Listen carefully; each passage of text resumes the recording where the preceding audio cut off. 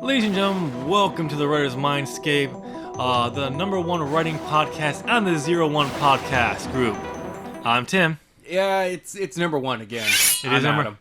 It is number one. Yeah. Wait, how do we keep falling? I don't know. It's kind of confusing. We don't have another writing podcast. No, on we this. don't. But how do? Okay. It keeps slipping. Well, okay. We're back to number one. That's all that matters. Yeah. Ladies and gentlemen, welcome back again.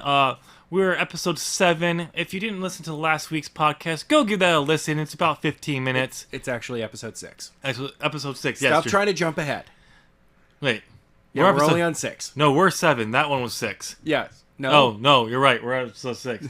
Wow, I labeled that number 7. Okay. Okay, I'll have to fix that later. Yes.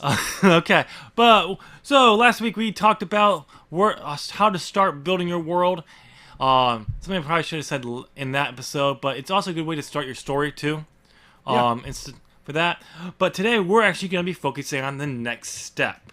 Once you have your starting point, how to go from there. Yeah. We'll kind of rehash a little bit there, but if you want to go listen to that last week's episode first and come back, absolutely.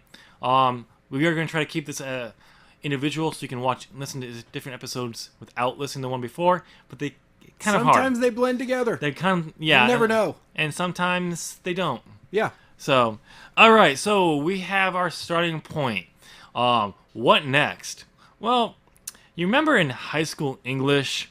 Oh, really? We're Yeah. going back there. I know. Hey, high school wasn't fun for me either, dude. I hated it.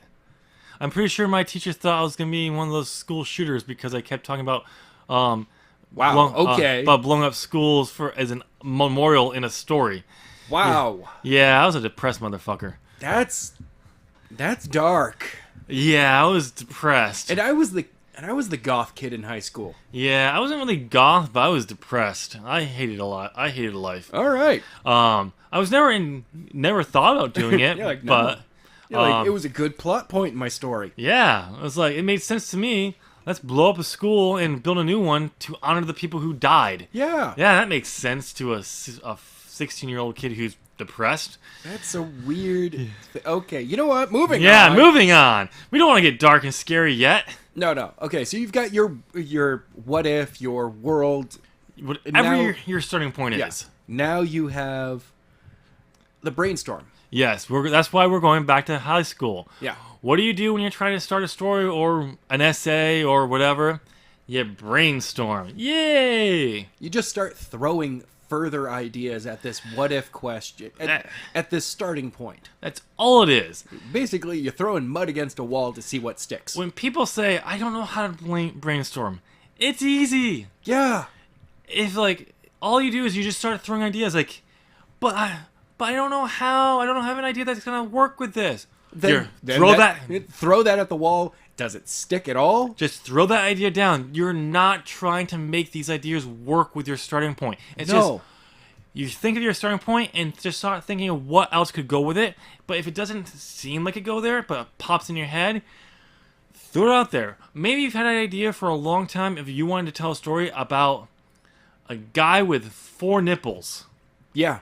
But you couldn't think of a way or a reason why. It was just in there. Weird.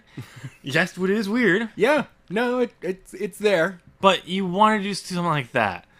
Throw that down there. Maybe you'll come up with a reason why. Hey. Maybe they're a part of a race that has 4 nipples. Later on, you find out that he's a magical being who's been masquerading as a private eye for 50 years. There you go. There you go.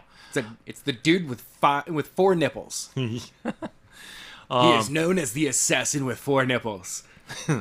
It's the only thing that you can remember about him. So is he shirtless when he goes? No. His shirt is cut out specifically around the nipples. Little circle. Yeah. Okay, that is weird. Wow. I threw it out there. You went with it. He's really hairy. I threw that out there. Easy on the brainstorming right there. Yeah, I threw that out there and you just went with it. Kind of creepy. But again, that's what happens. You just throw ideas out there and you just see what you get out there. Again, this is only the brainstorming. You're throwing all your ideas you have at the time. This is the fun time. Yeah. If you say I don't have any ideas, that starting point was my basic idea, and it took me forever to find. That's what I'm saying. Throw everything out there. Take some of your previous ideas. See if they meld well at all. And yeah, it is there. Steal ideas. Yes. You liked a specific novel or series, steal ideas from there. It really, because if you have problems finding, because a lot of people, I know a lot of writers, like, I don't have that many ideas. One, you're probably a novice. Yeah. And it's okay. Which is okay. Not everyone just gets these 1,000 ideas right off the bat. Sometimes it takes a while. It's really how your brain works and how you examine the world. You can train your idea to come up with ideas. Adam said it last week in the last week's podcast. The what if. Yeah. What if my best friend had pointy ears? Okay. Yeah. Go. And your answer can't be he's an elf. He's a vampire. Can't be a vampire. Okay. Here we go. He's a really weird dude that just shaped his ears, and he's a Trekkie. Can't be a Trekkie. Oh, come on! Well, remember, we're trying to be there. All right. We're trying to be unique. But, again, just like that. It's a genetic mutation within his family line. Okay. Why is it? See how that is? Now, why? Is it because his family's been blessed by a magical source? Is it because at some point in his family somebody did something weird and is cursed? You can just throw all these ideas out there. Again, it doesn't matter if these things link to each other. No. A lot of our ideas have been linking to each other because we're just used to this. We've been doing, I've been writing, like I said, for over almost 20 years now. And I seriously do. I have a ton of ideas. I just can't finish them. Yeah, and hopefully, I'm just here's 17,000 ideas. Go nuts. He's hoping that I can help him fix that with him. But again, just throw everything. If it doesn't link now, that's not the point. No. All brainstorming is throwing ideas and getting them all together. Because as you think on your main point, that's a good thing. It should help you. It may take a while. You may have to condition your brain to start coming up with ideas. If you take a break, your brain will eventually come up with ideas. Oh, yeah. It's just how our brains work. It's amazing if you just forget about it and just move on. Remember the idea, write it down somewhere. Yes. But then come back to it. Different people, it could be an hour and you get a billion ideas. Sometimes it's years. It's always working in the back of your mind if it's important to you. I can't tell you, I've been trying to develop my multiverse story thing that I'm working on for years. I've made more progress in the last few months. Yeah. Yes, it's been a process of spurts here and there, but I cracked the thing finally. And it took years of, oh wait, I want to work on this. I worked on it to the point where I cannot come up with that. I'm dry. I'm like, I want to keep going. I want to solve. I need another rest, so I focused on something else. Yeah. And it's always working in the back of my brain. You just gotta be patient. It's not always something it's easy to do, especially in American culture. We want it now. What? Instant gravity, instantly. I do not believe you. I need your answer now, though. Come on. Right there. Let's go. That's the example. There you go. I don't know what you're talking about. Or iTunes. MySpace. Whew. MySpace? Have it your way. These things where it's talking about you and how you want it. Oh, okay. That's when I talk about when I say culture of us. Oh, yeah. Have it more individual versus people oriented. Right. So it's becoming it's me now. Have it immediately. It can be frustrating. Trust me, I know. It just happens. I want to go back to the idea of stealing. Okay. Because let's get it very clear. There is no original ideas in existence left. No, they're all a variation of other things. Yeah. When I say steal, I don't mean go write Harry Potter. No. But your way with Hogwarts in there. No. Take the idea of a magical school on Earth, but do it differently. Yeah. It's really taking the essence of the idea, means you have to strip away all the work that the author or the writer or whoever it is away to see what the base idea is. Yeah. The base idea of Harry Potter is magic is real, and this boy finds out he's a wizard. Yeah. That is the essence of the idea. You can take that exact same storyline and completely change it. I actually saw a while ago, I can't remember what it was. It was about making movies or something like this on Fox years ago. Okay. And this guy had this idea for a story of what if Harry Potter flunked out of Hogwarts? Wow. And what his life was like, but he still had he could still use magic. He was Okay. like his wand wasn't broken, but he could still magic. And he had a story for a screenplay for a movie.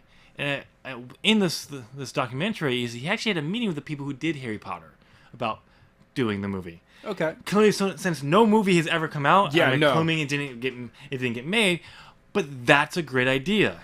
Yeah. Oh, what if? Question, by the way. Exactly. So it really comes about that.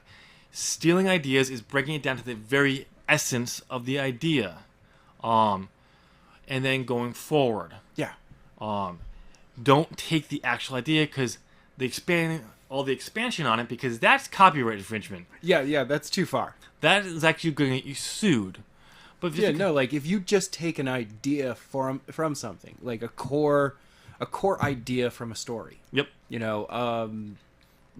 Example, Marvel Civil War. That core idea is a team is split apart by an outside force, and they end up warring against each other. Yeah. You can set that in pretty much any place. You can really make that a small conflict. Yep. Between a small team, or a global conflict like in Civil War. Yes. An intergalactic conflict, if you will. Yeah. That's very hard, but you can do it. Yeah, it can happen.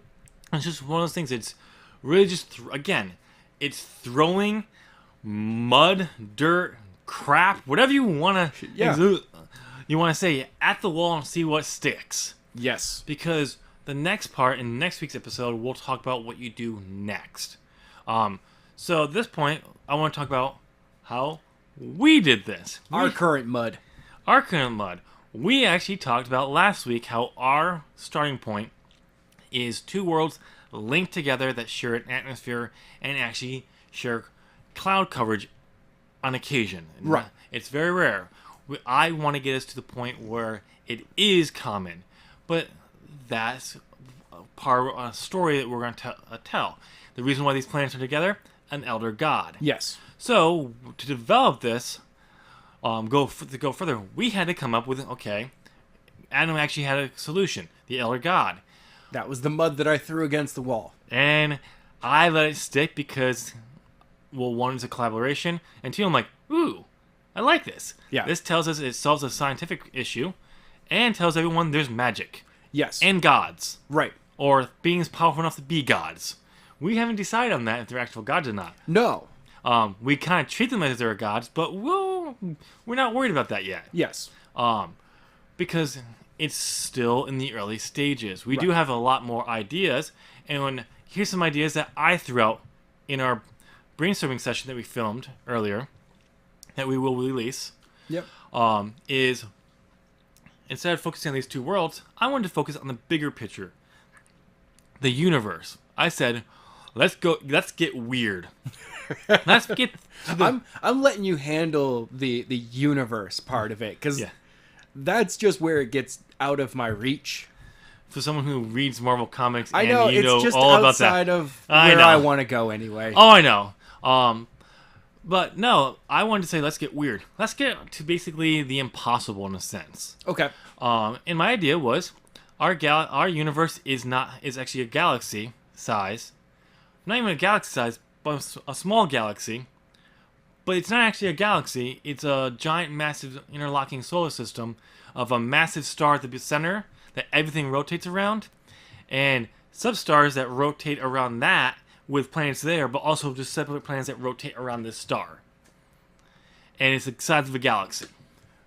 I mean, a small galaxy. Okay. I threw that out there. You seem to like it. I mean, I don't mind it. I like the idea of smaller solar systems circling around what is basically a very large solar system. Yeah. It's a very clustered solar system, but it's a solar system. Yeah. It's basically, think of it this way. Think of the Milky Way, which is a spiral, we assume is a spiral galaxy. Right. We're not really sure because we can't get outside. We can't get a picture from the outside. Yeah, but imagine that's the center core, that being the sun, and instead of all this gas and different tiny little stars, you actually saw a bunch of different stars with things orbiting each individual star, but that also orbiting this giant star in the center. That is what this would look like. But it's also on a very small, not Milky Way sized galaxy. No, it's almost like a mini galaxy size. Yeah, right now we are taking control of one of the stars circling the center star. Knowing my brain, I will come up with other ideas for other ones, but we're not focusing on that. We're going to be focusing solely on these two planets because we're doing world building, and we actually want to focus on planets, not the massive. But I like to know the bigger picture on at least where these worlds exist in. Okay. For myself, so I can, if I ever want to come up with something out that way, I can do it. But that was some of the stuff I threw out there. One of the things is we're throwing up how do our planets come together? We know the Elder God, but is there life on these planets? What happened to this life when they got brought together? Okay. As you can see, our ideas were actually being flung together and linking there because we're very used to this. Yes. So a lot of our ideas aren't just going to be thrown out there and not get used because we're very used to doing that stuff. Our brains are conditioned. There's still a bunch of stuff that I've thrown away already. Oh yeah, he's actually gotten developed more of his world than I have because I'm going to take one of the worlds, he's going to take the other world to develop. Yes. In this, and so you can actually see how he's going to go about his world, how I go about my world, and all that. But that's just a starting point. Throw out the ideas and let it stick. Yes. Because as you go, and don't throw all the ideas out that you don't use. No. Because you're going to need them. Because, trust me. Keep them off to the side. World building is a messy and long process if you're doing a fully fleshed out world. Yes. You don't have to go to the extent of what I said with the giant galaxy universe. You don't have to go to the levels of Tolkien. No. Either. Most writers will say pick 3 or 4 things that really interest you and really develop those areas, and then kind of fill in the gaps, the rest of the world as you need them. We're actually going the Tolkien world level in a sense, not a full out fleshed out history of these worlds, but we're going to know a lot about these worlds than most people know. Okay. Because again, this world is supposed to be an open world for you to write in, as yes. well as us, for that. Any other suggestions? Not yet. No. No? No, not really. Okay. No. My biggest suggestion always is, take as many of your ideas as possible. Just have fun with them. Oh, yeah. Even if the idea is something simple, it's just like, what would a character do? Yep. Just throw as many ideas at that wall as to what that character could do. That's actually a good point. These don't have to be just world things for the world or your starting point. It can be a character idea or story idea that you want to do in this. That will shape your world. Yep. And one thing you can also do is you can do, what is it called? You can do a dreaded mind map. Mind map? Well, basically, you kind of group your ideas together. Oh, yeah. I hate... That, for me, was the worst thing ever. Oh, I hated doing them in school. I love doing them now. Because it helps me organize ideas when I need to. Oh. But that's the thing. If you see ideas that are a group starting to seem to flow together, put them together. You don't have to actually do it in an actual mind map setup, but just keep them locked away. Okay. All right. That's all we got today.